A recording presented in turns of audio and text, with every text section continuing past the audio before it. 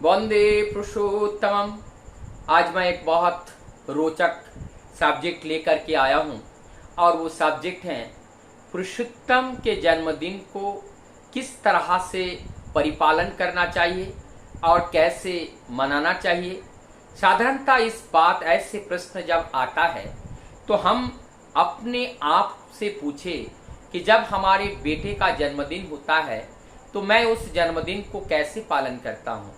जब मेरी बेटी की जन्मदिन होती है तो हम उस जन्मदिन को कैसे पालन करते हैं।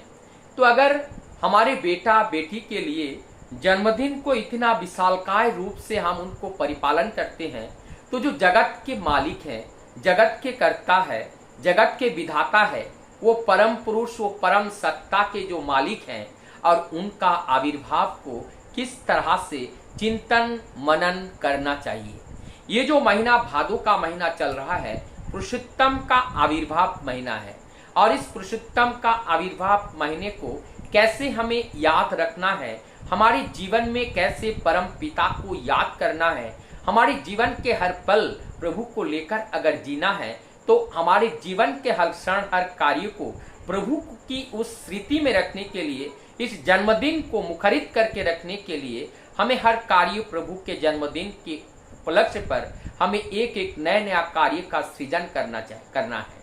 हमें नया कपड़ा पहनना है तो प्रभु के जन्मदिन पे प्रभु को देना है और हमें भी अपना नया कपड़ा पहनना है। प्रभु को देने का मतलब प्रभु के प्यार करने वाले, प्रभु के जो जगत ही प्रभु का है, तो इस जगत में जिनका भी जिस चीज की जरूरत है उस जरूरतमंद लोगों को हमारी सामर्थ्य से हम जितना उनको सहयोग कर पाए, सेवा कर पाए, ये सेवा जब हम करते हैं तो ये प्रभु उसमें खुश होते हैं। और इस प्रभु के जन्मदिन पे अगर हमारे जीवन में कोई अवगुण है और उस अवगुण को हम दोबारा ना दोहराए हमारे जीवन में, इसका प्रतिज्ञाबद्ध करके हम अपने जीवन को चलाएं, तो ये प्रभु का जीवन का जो जन्म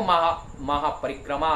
के सत्संग भी हम बहुत लोग अनेकों जगह आज चल रहा है, तो उनका जन्मदिन को ये जो जन्मदिन को जो पालन कर रहे हैं, जन्म माह को जो पालन कर रहे हैं, ये सार्थकता तभी होती है कि इस पालन के माध्यम से हम लोग सब अपने अपने चरित्र में, अपने अपने आचरण में, अपने अपने व्यवहार में,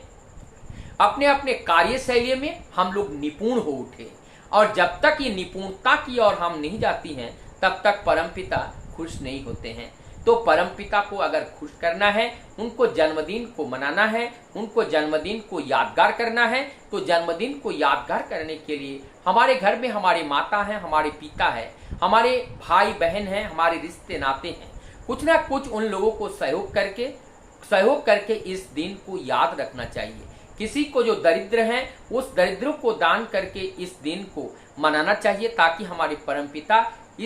इस आनंद को देख करके वो खुश हो पाए। आज जो परमपिता की जो दिया हुआ जितने भी बाणियां है उस बाणियां को कम से कम हमें प्रत्येक दिन कुछ ना कुछ पाठ करके हम अपने परिवार के लोगों को सुनाना चाहिए और हमें भी उस बात को अध्ययन मनन चिंतन करना चाहिए। क्योंकि परम दयाल शरीर में नहीं है लेकिन वो निराकार शरीर में है, वो अपने वाणी के अंदर हैं, वो अपने दिए हुए आचरण के अंदर हैं, वो हम लोगों को जो बातें दे के गए हैं उस बात के अंदर हमारे प्रभु जीवंत हैं। ऐसे जीवंत मतलब जिस आदर्श को उन्होंने स्थापना किए हैं, जिस बात को हमारे जीवन पे ले चलने के लिए उन्होंने बताए हैं, जब हम उनके इस फॉर्मूला को जीवन में अपनाते हैं तो हमारे इस जीवन में वो फल प्रसू होते हैं और हम उसे चरितार्थ होते हुए देख पाते हैं। तो इसीलिए परम दयाल के इस जन्म माह को हम इस तरह से पालन करें और ताकि प्रभुमय हो जाए, सभी लोग प्रभुमय हो जाएं। पहले तो हम प्रभुमय हो जाएं, हमारे परिवार के लोग प्रभुमय हो जाएं, हमारे समाज के लोग प्रभुमय हो जाएं। इस तरह से एक जागरणी, एक प्लावन लाना चाहिए। जैसे बाढ़ आती है और बाढ़ आने के बाद सभी ऐसा प्लावन आते हैं, सारे नदी नाला गड्ढे जितने हैं सब भर जाते हैं